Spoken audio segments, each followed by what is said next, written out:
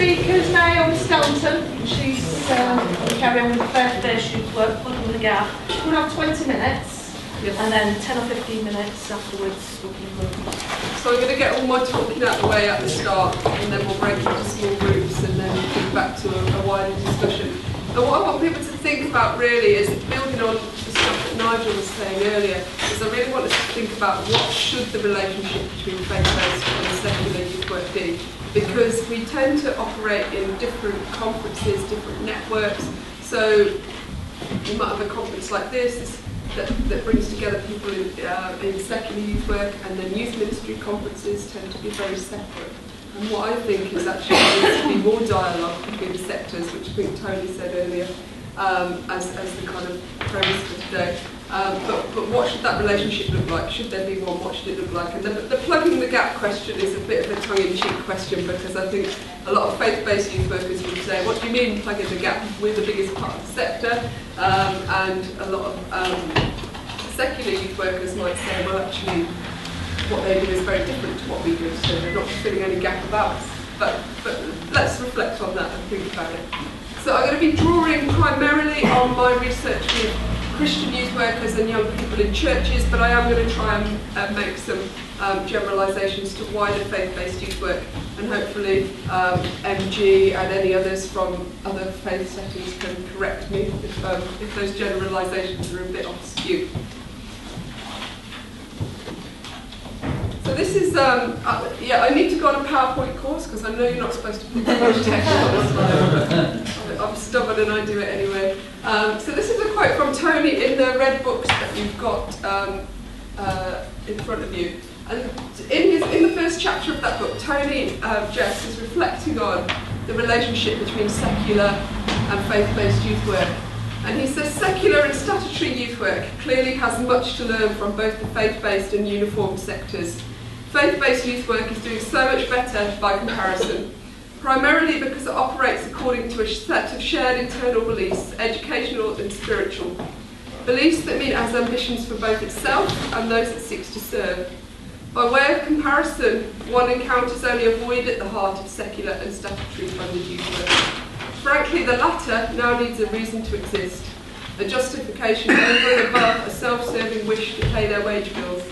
Until better reasons to flourish are articulated, the national organisations will continue to hollow out and clubs and units carry on vanishing, not least because individuals will not freely give their time to dance to the tune of others, nor will young people in any number seek to affiliate to organisations that ultimately only need them to meet targets and secure funding.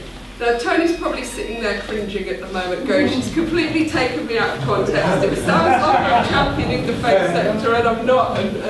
But I think what it really does do is it says when one of our leading youth work academics says this, it tells us that we need to be thinking a bit more about the relationship between the sectors, between statutory and secular voluntary youth work and the faith-based sector, because that relationship just historically has not been there.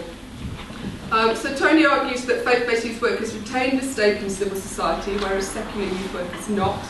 And it's a rather pessimistic view of secular youth work, but it opens up an important debate about whether there's more space for values-led practice within the faith-based sector. And Nigel earlier was talking about faith-motivated work, and on our table we questioned, well, is all youth work faith-motivated by faith in something? What this quote seems to say is that faith in anything is lacking a little bit in the secular field. Agree or not? So, I think we're under no illusions that the secular field has been in decline. And Tony goes on to say in his chapter that whenever a discussion of youth work crisis occurs, it's important to recall that the crisis relates almost exclusively to secular units. And we do talk about a youth work crisis. And is faith-based youth work in crisis? Not really. So it was claimed by the early 2000s that the numbers of full-time church-based youth workers in England and Wales now outnumber the statutory equivalent. That was 2003. That was before the funding cuts. Yeah? And since 2010, it's estimated that by Unison that 260 million has been cut from youth service budgets, and that figure is a few months old now.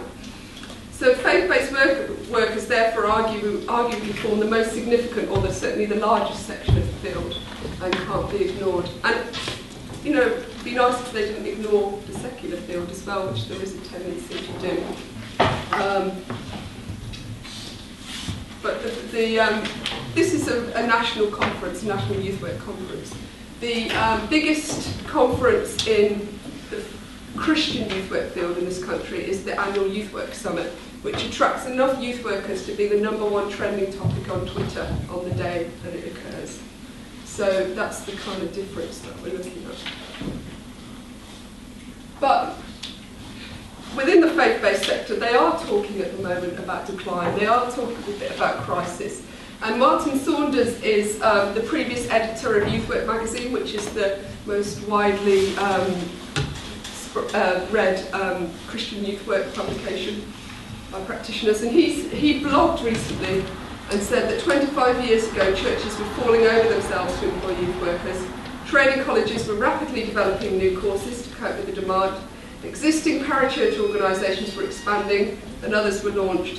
25 years on, British youth ministry finds itself in a rather different and more challenging place.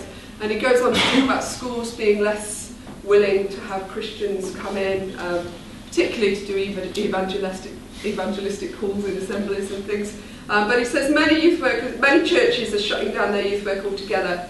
Meanwhile, vision for and within youth ministry seems to be petering out. The number of youth workers in training is down almost across the board. The trickle of people leaving for so-called grown-up ministry is threatening to turn into an exodus. In part, at least, they're responding to a shove in the back from churches cutting their budgets, deleting posts and merging youth and children's ministry, which is a bit like merging the police and the fire service. I wonder if it is too much of a stretch to suggest that the church has lost faith in youth work. So actually, in some ways, quite a similar reflection to Tony about secular youth work from Saunders about faith-based, about that losing faith in what youth work is about. However, I think it's important to kind of bear in mind that if there is a crisis in the faith sector, it is in no way to the same extent of what we're facing in the secular sector. So is you know, what we do as secular youth workers or as faith-based youth workers even compatible with each other? Does faith-based youth work even fit with informal education? And there's a bit of a debate about that. And so I've tried to kind of bring out both sides of that debate here. So there's one side of the coin, which Nigel drew on earlier. Was it John Ellis you mentioned, who kind of talks about Jesus as the ultimate informal educator? And that's the kind of school of thought that Briley's coming from here, when he says, far from being a modern fad, informal education can be seen in the ministry of Christ.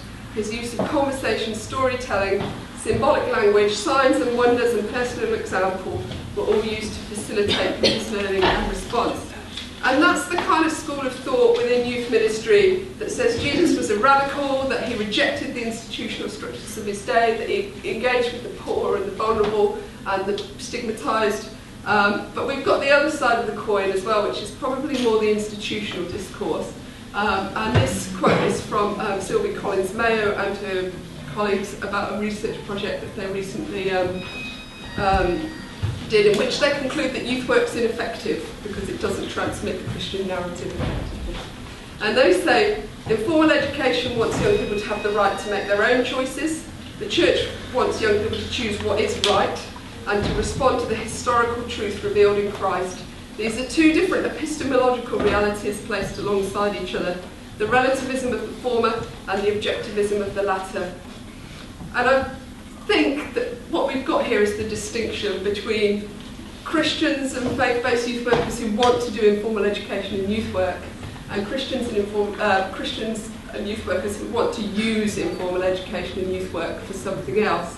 And perhaps those people are better off thinking that informal education is incompatible and not trying to exploit it in that way. But it does highlight the tensions that are going on within youth ministry, particularly among academic youth ministry, about what the purpose and philosophies of youth ministry are. And I had the pleasure of going to my first youth ministry conference this year. I thought I'd better go and actually present some of my research findings to youth ministry academics and not just the conferences that I feel comfortable in and want to go to. And I went along with my research under my arm to give my presentation in one of the plenary sessions, not plenary sessions, in one of the stream sessions. And I faced keynote after keynote. I can only call it a theological arrogance. They were arguing against empirical research. They were saying that the social sciences has taken over too much in youth ministry and it needs to go back to this kind of theological abstract kind of position. And they obviously saw social science and sociology as a real threat.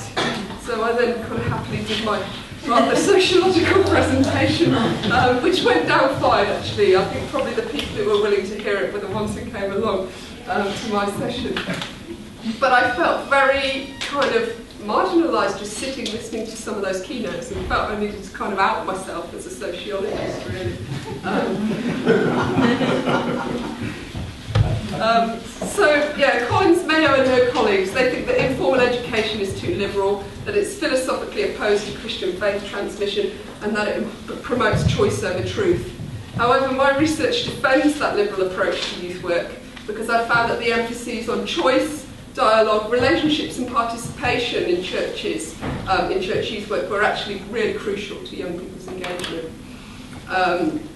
So there are tensions in Christian youth work between social, spiritual and institutional agendas, but youth workers do see value and purpose in the social aspect of their roles, even if they have to fight to kind of protect that.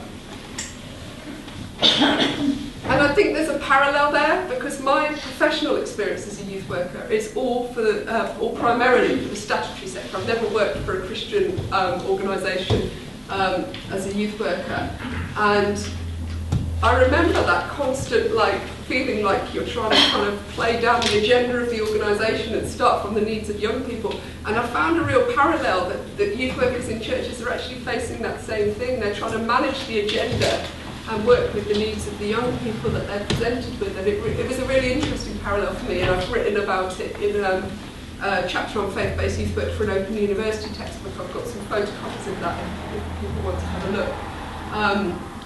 So I think there are real parallels between the kind of what we face. And then, some of those youth workers are so anti-establishment, it's like you could see them in a local authority being the same way that some of us are in local authorities.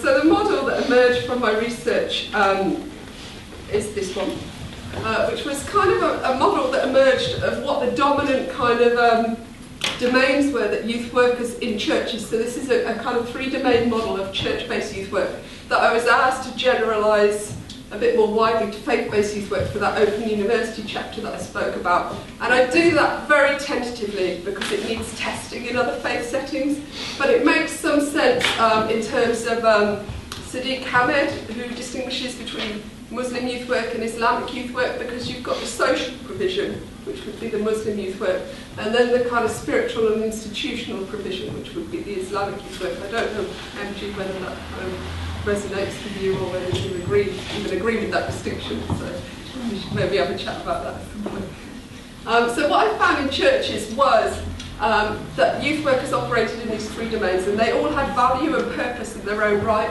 So the first domain was the social provision, and this was usually an open access youth club for their local community. The second domain were like small Bible study groups for young people who were engaging with Christianity. And the final domain was the integration with the wider church. And these are domains, not stages, because the youth workers were quite happy to work with young people in one domain and one domain only. There might have been pressure from the churches to try and move those young people through the domains, but the youth workers themselves saw value in that social provision that was separate from, it didn't matter if that young person only ever came to the social provision and never to anything else, because it was meeting a purpose, it was meeting a need. They wanted to provide Christian teaching, but they didn't want to cater it exclusively for the young people who wanted Christian teaching. Can I just make a comment? There is some of us that in the Catholic Church particularly are running more social action groups rather than religious-based groups. So social action is about issues that are affecting young people. the people like myself would be classed as liberal. So the youth worker clashes, just like you said, with the youth ministry people. The people like me are bad, you know, a bad vibe within, because you're actually attacking. Yet the churches can't get the groups going, yet I've still got 3 groups going, and the others are saying, well, what are you doing? It's different. So a lot of what you're actually saying. Sorry to interrupt. No, that's great. It's just, you know, it's just, and last week there was a big gathering of 8,000 Catholic young people in London, and it's very much about what you were saying. It was more about youth ministry and proper to the kids, rather than being able to discuss stuff. Yeah, and I mean, I've had argument because I've said that the domain 1 meets a social purpose, domain 2 meets a spiritual purpose, domain 3 meets an institutional purpose, and that's a very crude distinction because actually there's overlap.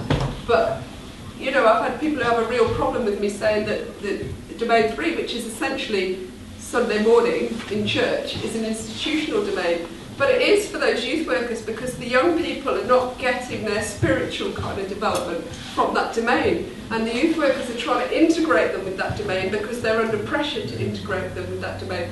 Particularly young people who are already in church, to keep them in that domain. When actually what they're trying to do is meet the needs of young people in a more accessible and flexible way outside of that domain because they recognise it doesn't work. But when you refer to non-faith background, does that refer to the individual practitioner or to the institution? So young people who don't have a faith background tend to access the model by the main 1. I'm talking about the title is youth work.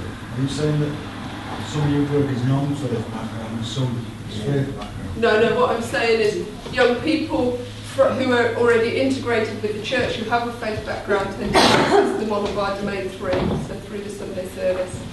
And young people who are not from a faith background, maybe are just young people from the local community, access via domain 1 who belong to the youth. That's a reference to the young people. Yeah, sorry, I didn't explain that.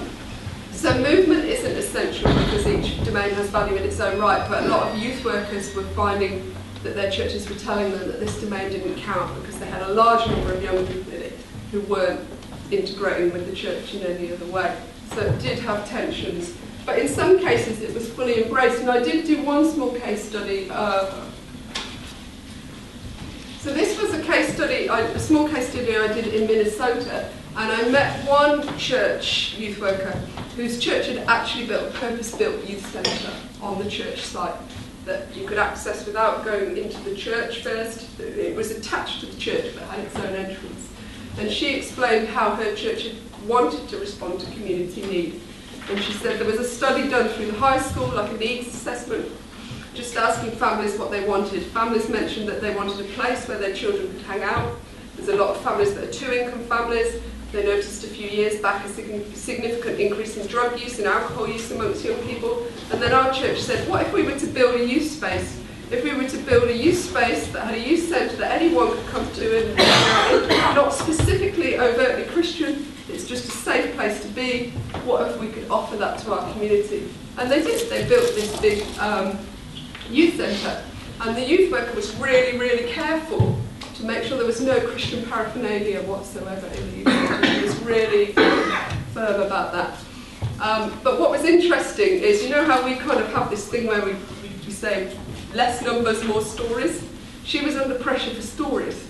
They wanted nice little stories about the local young people for the church newsletter, and she said, actually, I don't want a nice story about the young person who's been going through everybody's door in the local community. And so she was kind of saying, I don't want to give them any more stories, it's not right. And the other tension she faced was the young people from church families were not necessarily allowed to go to the youth club because their parents felt that the secular influences weren't appropriate. So I want to think about those open access youth clubs that are provided by a lot of churches. And a lot of churches in the UK don't have the same level of resources to build a purpose-built youth centre. But there are a lot of church youth workers who have an open access youth club on a Friday night typically, where the majority of the young people who come in are not from church families. And these are just some quotes from some of the young people I spoke to who were accessing those kind of clubs. So I like it because I meet all my friends and stuff. I've got a very good friend here, it's really good. Instead of going out and getting drunk, you can come here and have a laugh without alcohol involved. The activities that are run, as well as the people, are just nice. You feel very comfortable, there's nothing to be afraid of, you can just be yourself. I've got a lot of friends here, I enjoy what we do, and every day is different, every time we meet is different, and most of my friends are here. So, very much a social domain. Now, within Christian youth work circles, there's a term called the God slot. Do people know what that is? It's when you kind of inject a little 5 minutes at the end of your club to tell them about God and why you're here. And a lot of the youth workers, I spoke to 8 youth workers, so I need to be careful about saying a lot, because obviously a lot is relative. Some of the youth workers actively avoided the God slot, and others felt under pressure to include it because their churches wanted them to have some Christian input. But typically these were open access youth clubs. So I'm still struggling with the, at the beginning you said that there was like the secular sector, the faith sector. So how do we identify those things? By what happens in the space, or by the identities of the workers, or the sponsoring authority? I did most of my research in 2010, so cuts were just starting to come in, and a lot of the youth workers talked about how they were aware of kind of provision, statutory provision closing down, and that's why they wanted to protect these youth clubs, because they'd actually seen growth in attendance in these kind of open access youth clubs. So I guess what I'm asking is, are these clubs that are kind of community based in a lot of our communities around the country, are they plugging that gap for open access provision? And particularly because even before the cuts, secondary youth work had moved so much towards targeted and kind of I'm asking what secular youth work means. I mean, clearly there's people of faith and no faith. I'm talking about youth work in secular settings, so the local authority or voluntary sector, non-faith settings. Do they exist? There's always people of faith within them, isn't there? Yeah, and I'm talking about the setting more than the individual at the moment. Am I talking too much? No. No, I was saying let her finish first and then we can ask questions. Sorry, go. So I mentioned that thing about youth workers grapple with the gender, and how I was struck by that parallel between how I felt as a local authority youth worker and what some of these faith-based youth workers were feeling in their churches. So one youth worker told me that the young people who accessed the church at any time of the week other than a Sunday morning, she was told that they just didn't count because they weren't there on a Sunday morning, and rather than taking any responsibility for making Sunday morning more accessible or flexible or at a different time or completely redefining it, which is what I did before, that was the only measure of the effectiveness of their work, was bums on a seat on a Sunday morning. And so one of the arguments I make in the Open University chapter is that statutory youth workers face institutional agendas such as dealing with deficit models and numbers games, often based on moving young people from need to eat. And church-based workers face a similar kind of agenda, a church agenda, often for bums on seats. And that from my experience, skilled youth workers in any context are able to negotiate between manage the tensions and negotiate between the needs of their organisation and starting from the concerns and needs of the young people that they're engaged with. However, sometimes the spiritual and institutional agenda does hijack the social agenda within churches. And it's quite a long narrative, this. I did narrative research, so it is all kind of stories and things. But I think it's worth reading out because it's a really interesting one. And there's a class thing in here as well, because this was a volunteer. He volunteered for 30 years. He was relatively uneducated, but he was at a very upper middle class Anglican, high Anglican church. And he'd been basically running their youth work. He'd started as a Boys Brigade volunteer, and then when the Boys Brigade leader had left, he'd taken over the Boys Brigade, but he'd taken it upon himself to also set up a youth club, an open access youth club on a Thursday night. And this was the story he told me about how that youth club was the church, or some elders within the church, tried to hijack that youth club to feed a Christian teaching group. And he said, we had a group start up 12 months ago. A couple of the church members wanted to get a group of children together to have some sort of churchy group. I was asked to go to their set-up meetings to tell them what I thought about how to speak to the children, how to engage. And I was also told that it's nothing to do with Boys Brigade and it's nothing to do with Youth Club, it's a separate entity. So the first night we sent over, I don't know, 6 girls, 4 lads on a Thursday night, which is in Youth Club time, which personally I think that's wrong, because I feel if they wanted to sort this group out, then they should be looking for church children in the congregation. 3 of the girls come back in tears, and their opening gambit was death and how to relate to death. They could either be buried with the worms or burnt to death. So I said to the guy and the woman who's running this, what the bloody hell do you think you're doing? Don't you think you should have sit down and get to know them and find out what makes them tick, what they like, what they dislike? So I wouldn't say they dismissed me, but they wasn't too happy with me. Some different ones went over the following week, and 2 of my female staff, these were 18-year-old volunteers, 18 they went over, and the kids were just running amok, rude, wasn't listening, talking among themselves. So one of my volunteers turns around and says, "Oi, enough of that, you're being spoken to." And this one idiot comes over there, turns around and says, "Excuse me, we're running this, they'll behave how we want them to behave." Well, after 3 or 4 weeks, staff wouldn't go over there, kids wouldn't go over there. 5th week I had to force 4 kids to go over, look, do me a favour, get me out of the mire, go over there for half an hour, keep them sweet. As it happened, the 6th week we'd got the whole youth club involved in this big quiz. They comes rolling over, don't they, 7 o'clock. Can we have some kids for that? I said, "I'm sorry, it ain't going to work this week." Well, they sent the vicar over. They went and got the vicar out of his house. And he did, he bribed 2 young people with a chocolate bar and a can of Coke to go over. And thankfully, it was only a 6-week programme.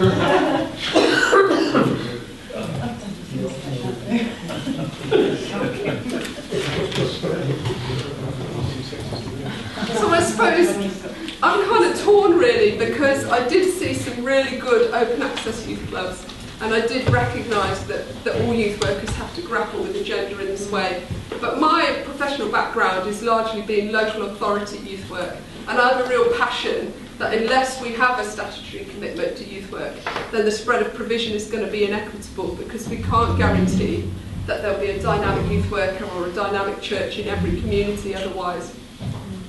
There's also some issues around inclusion, because one thing I did find was, even though I did most of my research in Birmingham, which has got quite a high level of religious diversity, and although the open access clubs tended to have more non-church young people in them than young people from the church, what they didn't have was any religious diversity. It was either they were Christians or they were not religious. So there was a real gap being missed there. The other issue is that it's often the conservative evangelical churches that are the most thriving, that have, not always, but some of the churches that are really thriving are conservative evangelical churches. So they might have a really great flexible youth work programme in terms of structure, but the church itself can be quite dogmatic on certain issues, particularly around sex, sexuality, gender.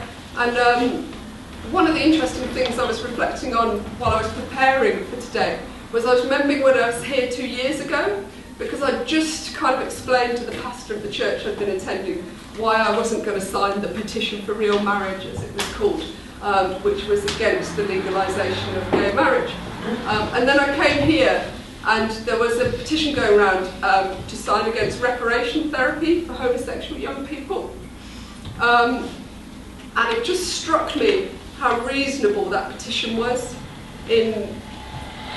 relative to the one that was going around the evangelical churches, which is provocative even in its title, the Campaign for Real Marriage, and this kind of assumption that you can tell a registry office what they can call marriage and what they can't, as if marriage has only ever been a Christian thing, you know, it's wider than that.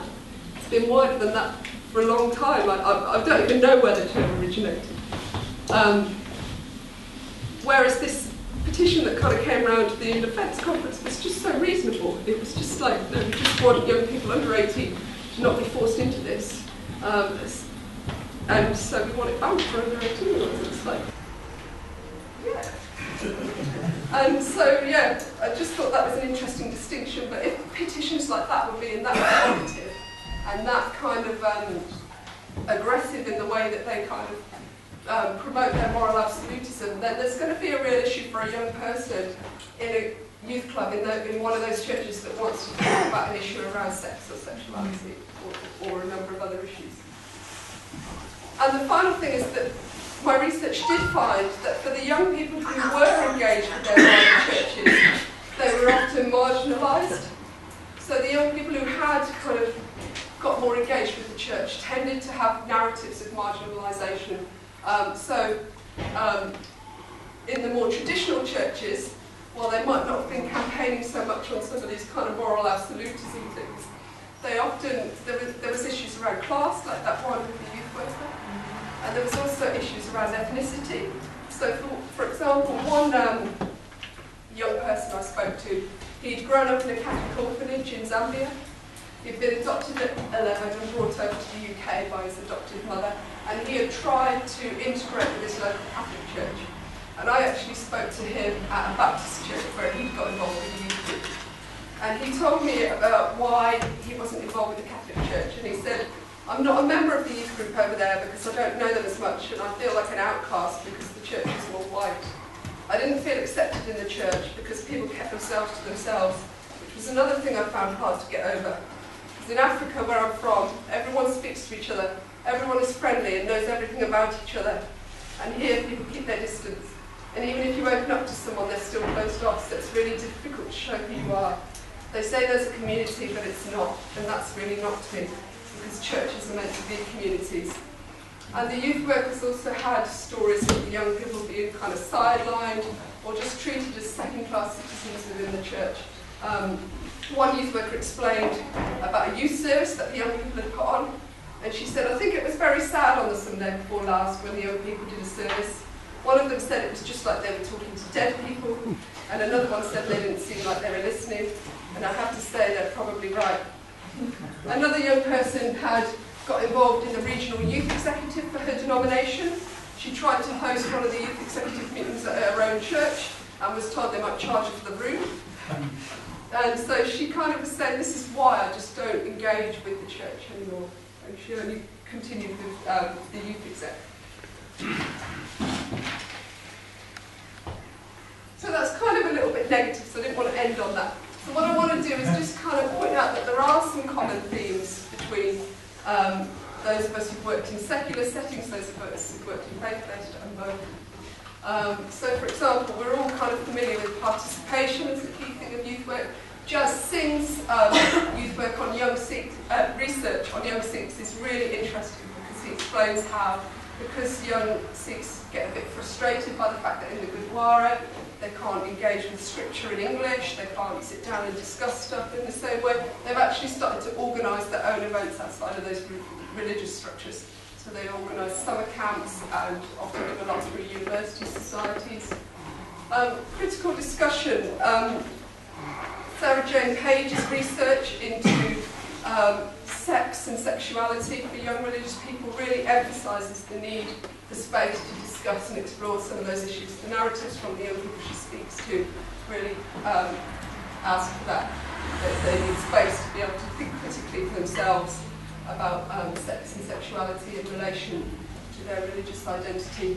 Sugra Ahmed's work on young British Muslims has shown that they just need space to explore their identities, and in particular in a context in which they feel that our society is telling them they've got to choose between being British and being Muslim, negotiating an identity in which they can do both. Activism, Shelley Marsh's history of Jewish youth work tells us that it's founded on activism and participation. And finally, reflection.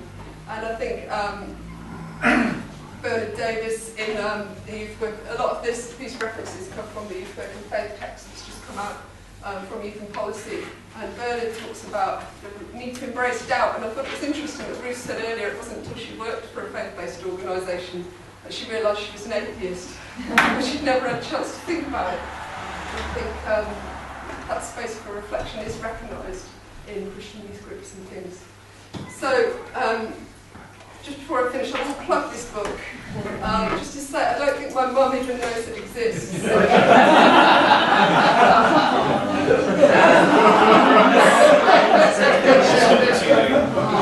tell her, what is it, £8? So this has just come out from Youth and Policy. If you're at the history conference this weekend, there's a copy included in your packs, so don't buy one if that's the case. If you do want to buy one, they're £10. It's edited by Mark Smith, myself and Tom Wiley, and it's designed to be a book that looks at youth work and faith from a perspective that kind of people both in and out of the faith sector can kind of engage with. It covers a range of issues. Thank you very much.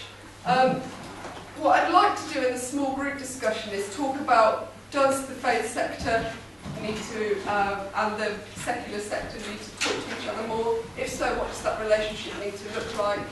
Should there be one? Is there even a distinction between secular and faith-based youth work? Yeah, what is it in the first place? So yeah, we'll talk about that in small groups and then come back to